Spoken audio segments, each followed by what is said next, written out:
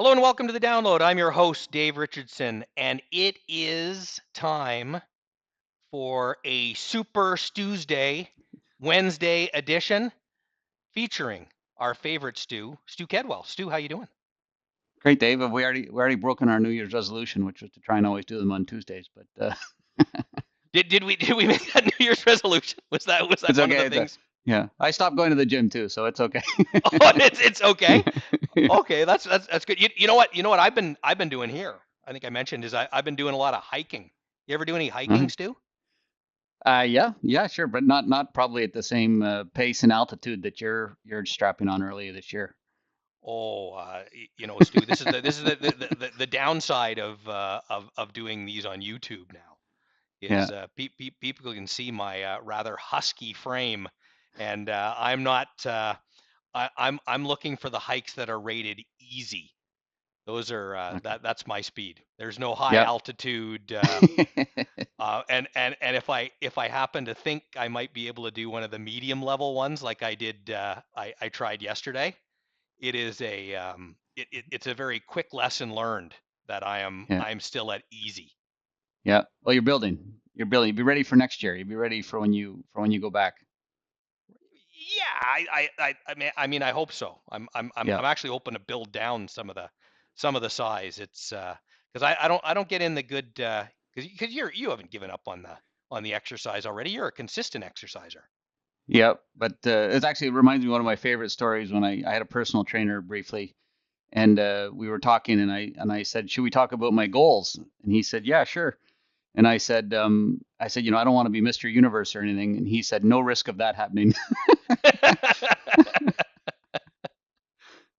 Well, well, yeah, I guess that's probably true because you're following earnings and inflation Yeah. reports and doing all that stuff and you know that your favorite concept of investing, which we'll get to later in the episode as we always do, because we like that to be kind of the crescendo of any given Tuesdays. But the idea of just exercising a little bit every day and Yep. that consistency constantly, right? That's how you build towards whether you're trying to be Mr. Universe or just trying to be super healthy Stu, Yeah, that's right. right? That's looking younger every day. Well, I think you're bang on there on the consistency front when we think about markets this year, because already in the first 2 weeks we've had periods of excitement and enthusiasm, and not full despair, but some periods of despair. And unfortunately, I think that might be the story for a while. Um, we kind of started the year concerned about inflation, and probably worth revisiting.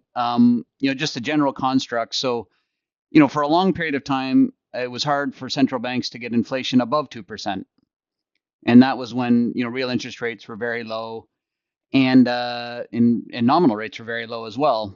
And we've kind of switched after a period of elevated inflation, where inflation has certainly come down, but it might be harder to bring it below 2% than it has in the past.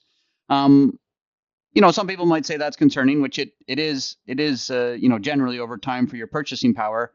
But the important thing in that backdrop is that real interest rates, kind of are around 2%, which is pretty good relative to history, and certainly a number that when we consider the kind of entirety of the debt stock out there, that will be kind of a governor on the economy to some degree. So real interest rates are pretty attractive. But as we started the year, people were worried that inflation was going to reaccelerate, and that's part of this. Well, it's hard to get it back below 2, and so then you get a lot of worry into the market in a short period of time. Inflation was reported; it was still above 2, but it was not as bad as people expected, and then you get this kind of relief rally. And we've seen that around a variety of markets where either enthusiasm gets priced in and then it kind of disappears quickly, or angst gets priced in and then that also kind of relieves itself quickly. And we've seen it right off of the computer electronics, the consumer electronics show rather, Yeah, yeah, where yeah. some of the stocks were very strong, and there was lots of interesting things, but it wasn't quite good enough for the hype. No stocks sold off. We had some worries about inflation. It wasn't as bad. Bonds have rallied. Stocks that benefit from that have rallied. Um, so that's kind of been the macro push start to the year.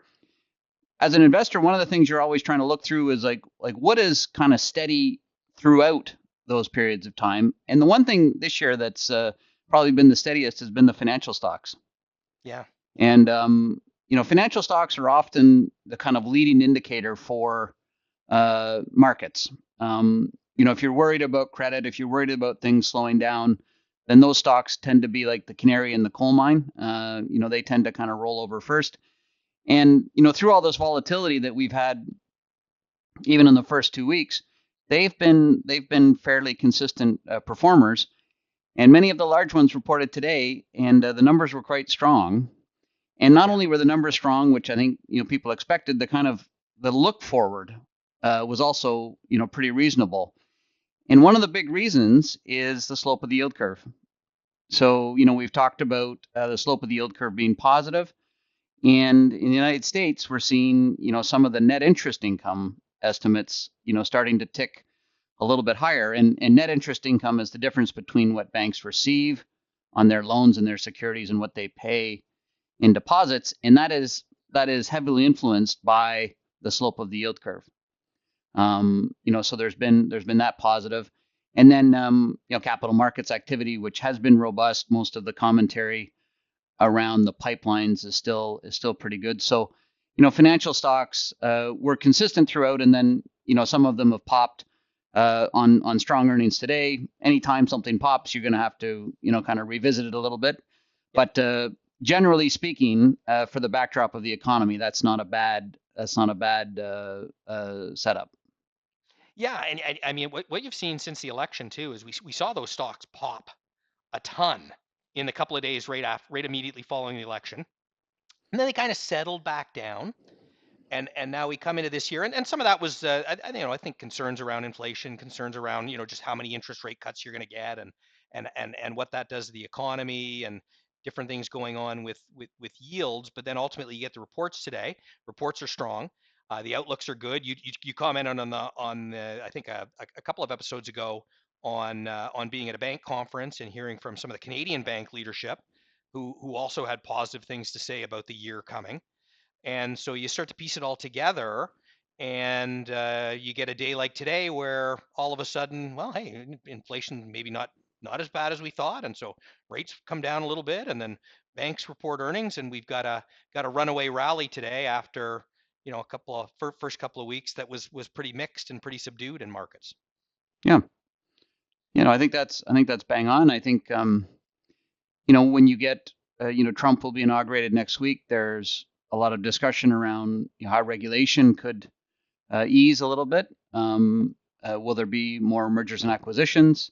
Some of the even in the banks, like some of the capital rules might get more clarity on that, and they might be a little bit better. Which a bank having excess capital, obviously they can return it to shareholders, or they can use it to make more loans and things like this. So the backdrop for the economy continues to look pretty good.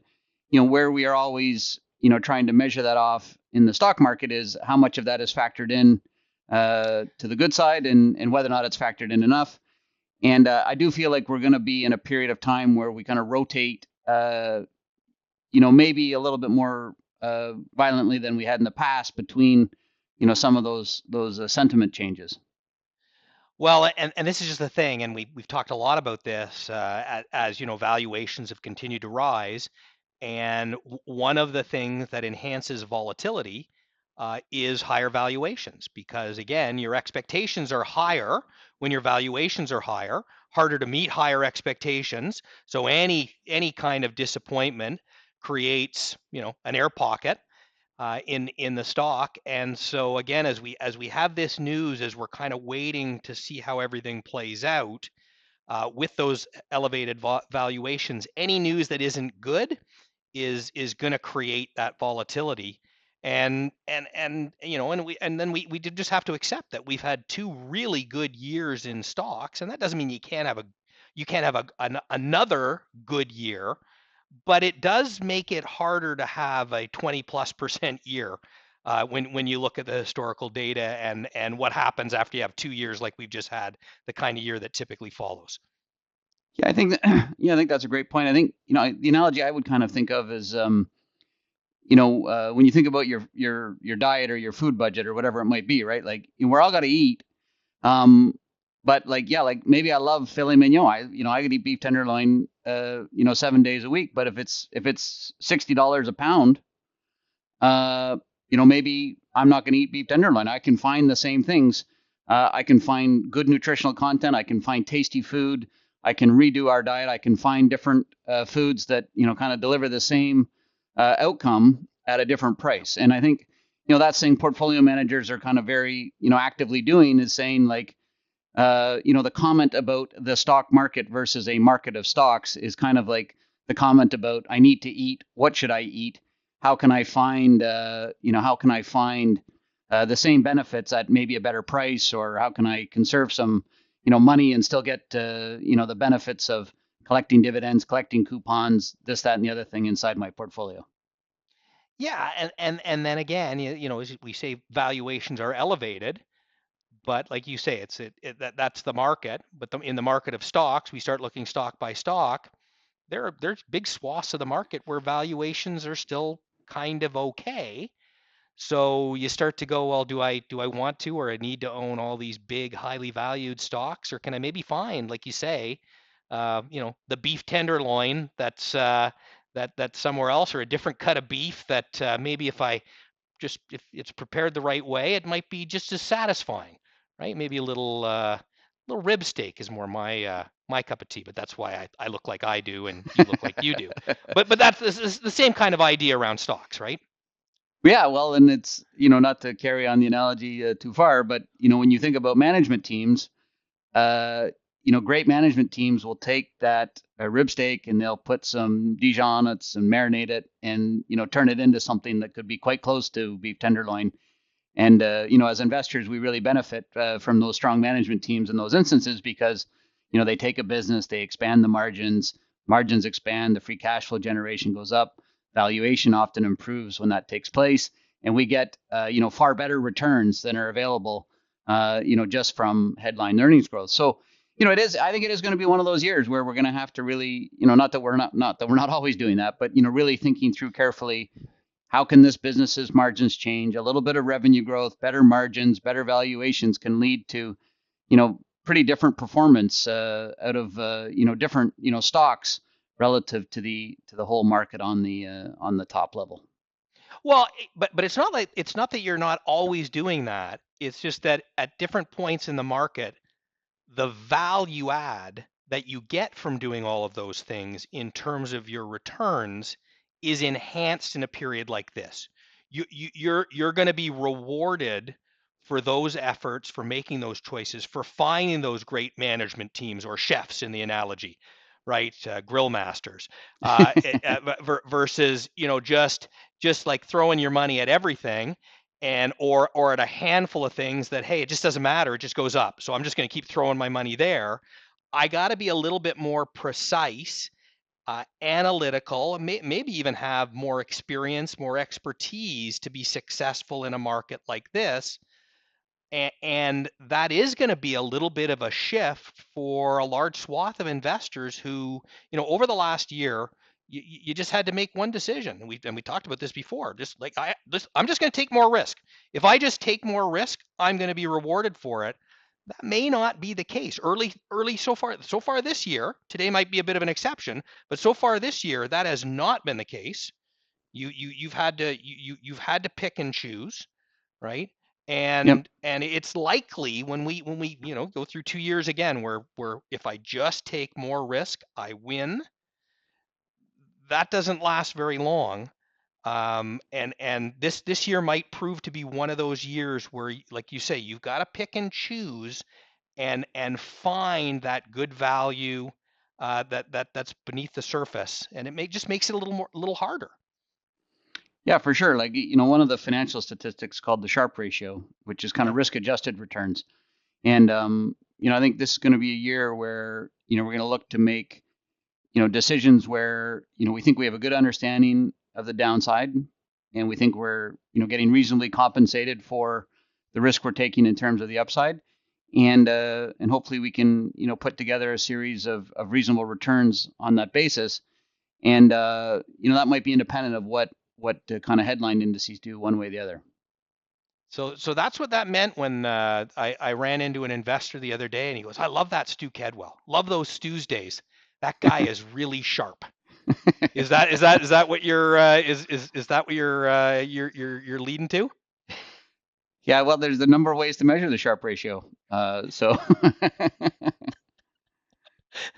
I That did put that a tie on for you today, Dave. So, well, yeah, I'm yeah. trying to, I already mentioned that you look pretty yeah, sharp. So it's I'm, so yeah, the Sharpe ratio applies to Stu. He's got a high Sharpe ratio, yeah. very high. So Stu, when we get into a market, this is going to be my last question because we've gone a little long here. So, but a critical question here because I'm I've been watching actually. I've got my IPTV box over here in Portugal because the regular cable TV I don't quite understand yet. I'm working on it. My Portuguese is getting better, but so I'm watching old episodes of Perry Mason, Yeah, right? Who's, yeah. who's my favorite Flintstone character of all time, Perry Masonary. But the and of course he never asks a question he doesn't know the answer to. So I'm gonna be Perry Mason here. I'm gonna go. Is there a way in a market that gets a little more volatile, where it's a little harder to find the winners or losers, where you want to have a strategy, almost like the kind of strategy you would use when you're, exercising and try to get healthy, like at the start of the year, where you're gonna, you exercise. Is there a strategy like that in investing that we could use that would work in this kind of environment, Stu? Do you have a suggestion for people? Well, there's this strategy. It's called dollar cost averaging, Dave. I'm not sure if you've heard What? about it. No, no. It does all But that? yeah, as you say, consistency is normally, a great tonic, particularly in times like this. And, what we have been, for some time, we've had, valuations that have been, elevated. Business quality is really strong. So it's not clear how elevated, but, elevated. But earnings growth has been there. It's been dependent on a handful of companies. So if you've been dollar cost averaging into these funds, you've been getting exposure to those. Now we think that you think the earnings pool might broaden a little bit, and dollar cost averaging is a great way to kind of continue on that path. And it's a way to really smooth out volatility when asset prices are at kind of average or above levels. Um, and yeah, so dollar cost averaging, yeah, I don't know how you say it in Portuguese for you, but it's definitely one of my favorites.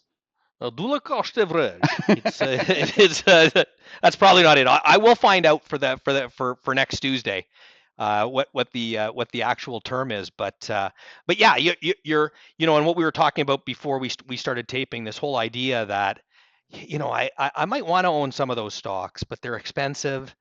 But I know I want to have equity exposure, and I always say this, all joking aside, with that lead up, but dollar cost averaging just gives you that ability to just wade in and buy those things that you need to own long term to generate the returns you need.